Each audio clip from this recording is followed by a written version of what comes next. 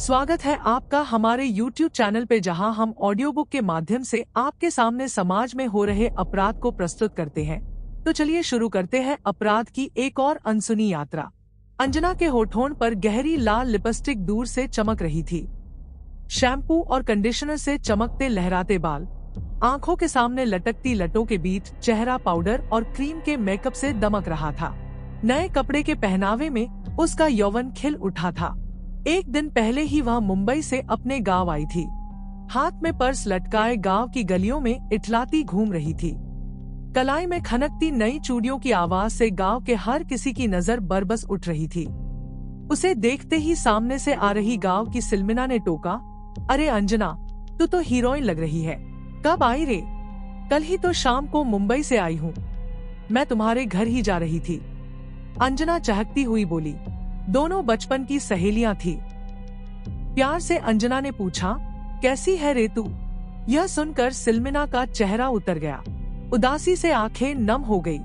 धीरे से बोली, अब तुम्हें क्या बताऊं अपनी हालत, देख ही रही हो। यहाँ न भरपेट खाने को मिलता है और न ही पहनने को अच्छे कपड़े। सब कुछ तो तुम जानती ही हो। बस तरसते हुए जी रही हूँ, सिलमिना बोली। अंजना ने उसके हाथों को पकड़ लिया, फिर गले लग गई। उसका ऐसा करना सिलमिना को अच्छा लगा। वह थोड़ी सहज हुई, बोली, तू तो एकदम नहीं बदली। वह सब छोड़, बता तू मेरे साथ मुंबई चलेगी? अंजना ने अपनी सहेली सिलमिना से सीधा सवाल किया। इसके लिए सिलमिना तैयार नहीं थी। वह उसे एकटक देखने लगी। अरे तू देखती क्या है, ये देख, मुझे सब कुछ मुंबई में ही तो मिला है। अरे वहाँ स्वर्ग है, स्वर्ग। अंजना बोली, मैं तो चली चलूं, मगर माँ का क्या होगा? सिलमिना ने चिंता जताई। माँ की फिक्र तुम मत करो, माँ के पास हर महीने पैसे भेज देना, अंजना ने सुझाव दिया। क्या सचमुच ऐसा हो सकता है? मुझे वहाँ इतने पैसे मिल जाएंगे कि मैं माँ को भी पैसे भेज सकती हूँ, सिलमिना बोली। और नहीं तो क्या, अंजना बोली। तो फिर जैसा तुम कहो, मैं चलने को तैयार हूँ। अंजना से बात कर सिलमिना की आंखों में चमक आ गई थी। उसे अंजना ने एक अद्भुत आत्मविश्वास से भर दिया था। दोनों छत्तीसगढ़ के बीहड़ जंगलों में निवास करने वाली कोरवा समुदाय की थी। वहाँ के लोगों के पास कोई ठोस काम धंधा नहीं था जिससे उनका पेट भर पाता और वे सामान्य जीवन गुजार पाते। ऐसे में सभी अभावग्रस्त दर्द भरी जिंदगी गुजार रहे थे। जब भी अंजना गाँव आती थी, तब बहुत परिवारों के लिए वह आशा की किरण बन जाती। परिवार में बुजुर्ग माँ बाप को लगता था कि उनकी बेटी को दिल्ली या मुंबई में घरेलू नौकरानी का काम मिल जाएगा। सिलमिना अपनी सहेली अंजना के कहने पर मुंबई जाने के लिए तैयारी में जुट गई। उसके अलावा गांव की कुछ और लड़कियां भी तैयार हो गई, जो आसपास के इलाके की थी। उन्हें अंजना ने विश्वास दिलाया था कि सभी को मुंबई या दिल्ली में काम मिल जाएगा। जो जहां जाना चाहे चल सकती है। उसकी जान पहचान दोनों जगहों के काम दिलाने वाले खास लागों से है। उसके भरोसे पर 14 से 18 साल के उम्र की कुल 16 लड़कियां अच्छी जिंदगी की उम्मीद में गांव से महानगर के लिए निकल पड़ी। उन्हें अंजना ने बताया कि महानगरों में घरेलू काम करने वाली लड़कियों की बहुत कमी है। घर में साफ सफाई करने, कपड़े लत्ते धोने और बर्तन मांजने का काम करना होता है। उसके काम के हिसाब से महीने में पगार मिलता है। खाने और रहने का इंतजाम मालकिन द्वारा ही किया जाता है। उसका पैसा नहीं लगाता है। बीच बीच में उपहार भी मिलता रहता है। किसी अतिथि के आने पर वे अलग से पैसे दे जाते हैं। यह सब अंजना समझा ही रही थी कि एक लड़की मधु पूछ बैठी, दीदी और क्या करना होता है? और क्या करना है? घर में बच्चे हो तो उन्हें खिलाओ, घुमाओ और आराम की जिंदगी गुजारो। इन सब के लिए कितने पैसे मिल जाते हैं दीदी? उत्सुकता से मधु ने पूछा। पैसे बहुत मिलते हैं पगली, 5,000 रुपए महीने तो मिलेंगे ही। उसमें तुम्हें एक पैसा खर्च नहीं होगा। बाकी जो मैंने और कुछ बताया उसके अलावा है, अंजना बोली। क्या? अंजना की बात सुनकर मधु की आंखें फटी की फटी रह गई। लेकिन तू अभी छोटी है इसलिए 3,000 ही मिलेंगे। यह सुनकर सभी लड़कियां हंसने लगी। मधु ने आंखें घुमाते हुए कहा, दीदी मुझे भी पूरे पैसे दिलवाना, मैं 2 के बराबर अकेली ही काम कर दूंगी। मधु, तुम चिंता नहीं करो, वहाँ पहुँचकर तुम्हें लगेगा कि तुम कहाँ पहुँच गई हो। समझो स्वर्ग है स्वर्ग। और जिंदगी की सभी खुशियाँ मिलेंगी। मजे करोगी। मजे, कहती हुई अंजना ने उसकी गालों को थपथपा दिया। इस तरह आकर्षक सपने दिखाकर अंजना अपने साथ 16 लड़कियों को मुंबई ले गई। वहां पहुंचकर उसने लड़कियों को अपने खास लोगों को सौंप दिया, जहां से उन्हें काम के लिए भेजा जाना था। उसके बाद लड़कियों के साथ जो हुआ वह सब उसे दिखाए गए सपने के काफी उलट था। मधु एक का सांवली सी सुतवा नाकंश की आकर्षक किशोरी थी। उसे एक प्लाई शॉप के मालिक ने अपने यहाँ नौकरी पर रख लिया था। महीने की पगार 4,000 रुपए तय हुई थी। इसी तरह से 18 वर्षीय सिलमिना सिदार को आरटीओ एजेंट रमेश चंद्रा ने अपने घर में घरेलू नौकरानी के तौर पर 5,000 के मासिक वेतन पर रख लिया था। 16 साल की प्रमिला मंजवार एक व्यापारी के घर पहुंच गई थी, जबकि 17 साल की सुनीता धनुहार एक कामकाजी महिला रजनी के यहाँ लग गई थी। इसी तरह से सभी लड़कियां कहीं न कहीं काम पर लगा दी गई थी। मगर जैसे जैसे समय बीतता चला गया, लड़कियों के सपने टूटते चले गए। वे अमानवीय दौर से गुजरने लगी। उन्हें घर परिवार से बात करने की मनाही थी। उनमें कुछ लड़कियां देह के धंधे पर उतरने को विवश हो गई। उन्हें पूरी तरह से एहसास हो गया था कि वे पिंजरे में कैद होकर रह गई है। उनकी अशिक्षा किसी दुर्भाग्य से कम नहीं थी। उन्हें न तो किसी अधिकार के बारे में मालूम था और न ही सामने दीवारों और पोस्टरों पर लिखी पंक्तियों का अर्थ समझ पाती थी। एक दिन मधु एक्का को फोन करने का मौका मिल गया। उसने अपने एक परिचित को फोन कर दिया। फोन पर उसने एक सांस में सारी तकलीफें बयां कर डाली। परिचित ने यह बात अपने दोस्त को बताई। बात पूरे कोरवा में फैल गई और मामला पुलिस तक जा पहुंचा। पुलिस पर जांच का दबाव भारत सरकार के गृह मंत्रालय से पड़ा। इसका असर हुआ और सभी लड़कियों की बरामदगी हो गई। फिर उन्हें कोरवा उनके परिजनों को सौंप दिया गया। उन्होंने पुलिस और परिजनों को अपनी आपबीती सुनाई। उसके बाद जो देह व्यापार की दर्दनाक दास्तान सामने आई, उसकी एक झलक इस प्रकार है। छत्तीसगढ़ के अंबिकापुर, रायगढ़, जशपुर जिले में कोरवा जनजाति को राष्ट्रपति का संरक्षण प्राप्त है। उन्हें विशेष दर्जा देकर दत्तक संतान का दर्जा दिया गया है। उनके जनजीवन को सुधारने के लिए सरकार की तरफ से कई योजनाएं चलाई गई है। फिर भी उनकी आय में गिरावट बनी हुई है।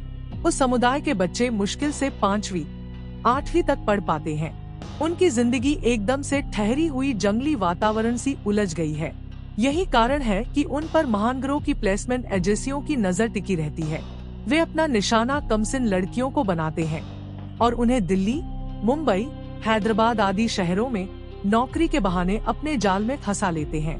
कहने को तो उनसे घरेलू नौकरानी, मॉल, प्राइवेट कंपनियां, ऑफिस में काम दिलवाने का वादा किया जाता है, लेकिन अधिकतर देह व्यापार में धकेल दी जाती है। ऐसी ही एक लड़की ने बताया, मैं काफी गरीब परिवार से हूँ। मुंबई यही सोच कर गई थी कि हमें नौकरी से पैसा मिलेगा और शांति से जिंदगी गुजरेगी, लेकिन वहाँ देह बेचना पड़ा।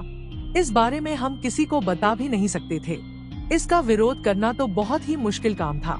कई बार तो एक दिन में आधे आधे घंटे पर अलग अलग मर्द के साथ सोना पड़ा। उसने बताया कि कैसे उसे उसके जान पहचान वाले राजकुमार ने काम दिलाने के नाम पर दुर्गाबाई नाम की महिला के हाथों बेच दिया था। वह बिहार के रोहतास जिले की रहने वाली थी। उसने उसकी खूबसूरती और उभार वाले वदन को देखकर कीमत 1.25 लाख रुपए लगाई थी। इस काम में राजकुमार के साथ महेश और सरला नाम की युवती भी शामिल थे। दुर्गाबाई के पास छत्तीसगढ़ की 6 लड़कियां थी, जिन्हें बाद में 5 जनवरी 2021 को पुलिस ने बरामद किया था। दुर्गाबाई लड़कियों को ग्राहकों के पास भेजती थी। हर ग्राहक से उसे 1,500 से 2,500 रुपए तक मिलते थे, जबकि वह हर लड़की को उसी में से खर्चे के नाम पर 300 से 500 तक देती थी। मुक्त करवाई गई एक लड़की ने बताया कि किस तरह से वह राजकुमार के जाल में फंसी। उसे पहले बिलासपुर से बिक्रमगंज लाया था। वहाँ महेश और सरला मिले थे। दोनों ने पति पत्नी होने का परिचय दिया। वह उसे दुर्गाबाई के पास ले गए। महेश ने बताया कि वह उनकी सास है और मुंबई में रहती है। उनके साथ उसे 6 महीने तक रहना होगा। बाद में दोनों जब वहाँ आ जाएंगे तब वह वापस आना चाहे तो आ सकती है, या फिर उनके साथ रहना चाहे तो रह सकती है। लड़की को उनकी बातों में सच्चाई दिखी और वह दुर्गाबाई के साथ 27 दिसंबर 2020 को मुंबई आ गई। वहां उसने देखा कि उसी के जिले की 7 और लड़कियां रह रही हैं। उनमें से ही एक लड़की ने उसके कान में चुपके से बताया कि वह गलत जगह आ गई है। उसकी किस्मत अच्छी थी कि एक सप्ताह बाद ही दुर्गाबाई के उस मकान पर पुलिस ने छापा मारा और वह दूसरी लड़कियों के साथ मुक्त करवा ली गई। मुक्त करवाई गई जशोपुर जिले की एक पीड़िता की मां ने बताया कि उसकी बच्ची को 15,000 रुपए महीने पर ऑर्केस्ट्रा में काम दिलवाने के नाम पर ले गया था। उन्होंने बताया कि उसकी बच्ची को नाचने का शौक था, इसलिए सोचा अच्छा काम है, पैसा मिलेगा और धीरे धीरे शोहरत मिलेगी, तब बड़ा कलाकार भी बन सकती है। वहां से उसे अंबिकापुर लाया गया। बाद में नशीली कोल्ड ड्रिंक्स पिलाकर उत्तर प्रदेश में सोनभद्र जिला ले जाया गया। वहां बिंदास ऑर्केस्ट्रा ग्रुप के संचालक मनोज कुमार और अन्नू उर्फ गोलू को सौंप दिया गया। उन्होंने लड़की को छोटे से कमरे में बंद कर दिया। 3 दिन बीतने के बाद जब लड़की ने पूछा कि उसका प्रोग्राम कब होगा, तब उन्होंने उसके साथ जबरदस्ती की और फिर सजा संवार कर एक ग्राहक के पास भेज दिया। इस तरह से वह कथित ऑर्केस्ट्रा ग्रुप की एक नई सेक्स वर्कर बना दी गई। उसकी मां ने बताया कि लड़की 12 मई को किसी ग्राहक के पास भेजी जाने वाली थी। बताया गया था कि वहां उसे 6 लड़कियों के साथ एक निजी पार्टी में शामिल होना है, म्यूजिक पर नाच गाना करना होगा। संयोग से इस पार्टी की जानकारी पुलिस को भी लग गई थी। पुलिस को किसी ने सूचना दी थी कि कोई बर्थडे सेलिब्रेशन के बहाने ड्रग कारोबारियों से डील करने वाला है, लेकिन जब पुलिस ने वहां छापेमारी की तब वहां से 7 लड़कियां रंगे हाथों पकड़ी गई। उनसे पूछताछ होने पर ऑर्केस्ट्रा ग्रुप की आड़ में देह व्यापार का भंडाफोड़ हो गया। ऑर्केस्ट्रा संचालक भी पकड़े गए। उसके बाद पुलिस को नई जानकारी मिली। इस तरह देह व्यापार के दलाल कोरवा जनजाति की लड़कियों को किसी न किसी तरह से अपने जाल में फांस कर जिस्म फरोशी के धंधे में शामिल कर रहे हैं। थाना प्रभारी भी पकड़ा गया। रंगरलियां मनाते हुए देह व्यापार के ठिकानों पर पुलिस समय समय पर छापे मारती रहती है। आमतौर पर इन ठिकानों से देह व्यापार में लिप्त युवतियां और महिलाओं के अलावा रंगरलियां मनाने आए लोग पकड़े जाते हैं। राजस्थान के शेखावाटी इलाके में चूरू में देह व्यापार के एक ठिकाने पर पुलिस ने छापा मारा तो वहां आबकारी पुलिस थाने का इंचार्ज भी रंगरलियां मनाते पकड़ा गया। वहां थाना प्रभारी को इस हालत में देखकर छापा मारने वाली पुलिस टीम भी चौंक गई। दरअसल इसी 24 जुलाई को चूरू की डीएसपी ममता सारस्वत ने बोगस ग्राहक को भेजकर शहर के अग्रसेन नगर में एक मकान पर छापा मारा। उस मकान में किराए पर रहने वाली महिला सीमा मेघवाल ने बोगस ग्राहक के रूप में आए कांस्टेबल से रुपए ले लिए। बाद में कांस्टेबल का इशारा मिलने पर पुलिस ने उस मकान पर दबिश दी। मकान में 3 युवतियां मिली। एक बंद कमरे में एक युवती और एक व्यक्ति आपत्तिजनक हालत में मिले। पुलिस ने चारों को पकड़ लिया। इनमें सीमा के पास से 12,000 रुपए भी बरामद हुए। पुलिस थाने लाकर इनसे पूछताछ की गई तो पता चला कि पकड़ा गया व्यक्ति 40 वर्षीय रणवीर सिंह नायक चूरू में आबकारी निरोधक थाने का इंचार्ज था। उसका काम अवैध शराब पकड़ना था। पुलिस ने आबकारी विभाग के थाना प्रभारी रणवीर सिंह के अलावा तीनों युवतियों 35 साल की सीमा नायक, 30 साल की पियारू निशा और 30 साल की हलीमा इमरान को गिरफ्तार कर लिया। इनमें पियारू निशा पश्चिम बंगाल और हलीमा इमरान मुंबई के ठाणे की रहने वाली निकली।